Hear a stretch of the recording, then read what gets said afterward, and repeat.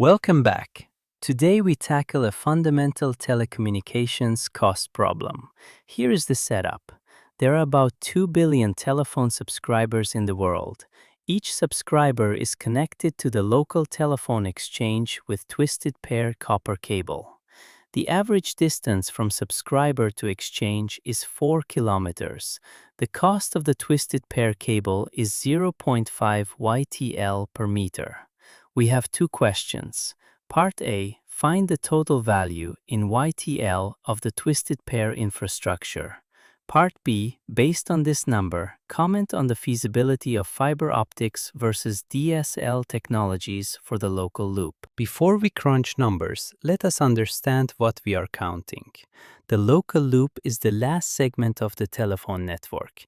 It runs from the subscriber's home or office all the way to the local telephone exchange, also called the central office. For more than a century, this connection has been made with twisted pair copper cable, two thin copper wires twisted together to cancel electromagnetic interference. With about 2 billion subscribers worldwide and an average 4-kilometer run for each, this represents one of the largest infrastructure deployments in human history, accumulated since the 1880s. Now let us put a price tag on it. Part A, Step 1. Total length of cable. We have 2 times 10 to the 9 subscribers. Each one needs 4 kilometers of twisted pair. Total length equals 2 times 10 to the 9 times 4 kilometers. That is 8 times 10 to the 9 kilometers.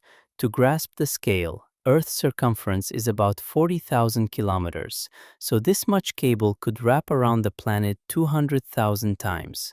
Or, the distance from Earth to the Sun is about 150 million kilometers, so our total cable length is roughly 53 times the Earth-Sun distance. That is the scale of the global twisted pair network. Now multiply by cost.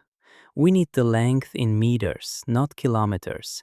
8 times 10 to the 9 kilometers times 1,000 meters per kilometer equals 8 times 10 to the 12 meters of cable in total. Cost equals total length times price per meter. 8 times 10 to the 12 meters times 0.5 YTL per meter. 8 times 0.5 is 4, so total infrastructure value is 4 times 10 to the 12 YTL. That is 4 trillion YTL. At the time of this problem, in 2011, that converted to roughly 3,000 billion US dollars or $3 trillion. To put this in perspective, $3 trillion is several times the gross domestic product of an entire country like Turkey. It exceeds the annual GDP of all but a handful of nations. How did the world accumulate this much value? The answer is time. Telephone networks have been built up gradually since Alexander Graham Bell's first patent in 1876. 140 plus years of pole stringing, trench digging, and cable laying. Every kilometer of every subscriber loop paid for and installed over generations. Part B. Should we tear it all out and replace it with fiber optics?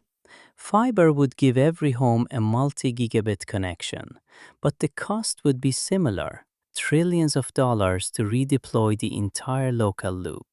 For most subscribers, multi-gigabit speeds are overkill. Email, web browsing, video streaming, all comfortably handled by tens of megabits per second.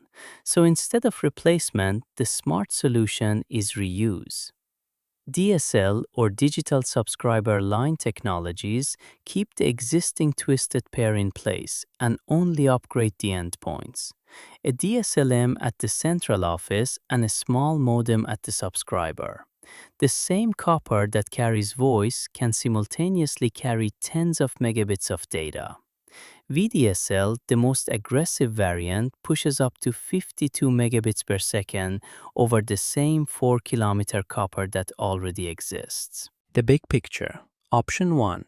Replace twisted pair with fiber. Cost, roughly 4 trillion YTL of new infrastructure. Option 2. Upgrade to DSL. Cost, roughly $50 per subscriber times 2 billion subscribers equals about $100 billion. That is roughly 30 times cheaper. The lesson from this problem is not just the arithmetic, it is an engineering principle. Existing infrastructure has enormous accumulated value. Smart engineering reuses what is already there. DSL is a triumph of reuse, squeezing modern data rates out of decades-old copper.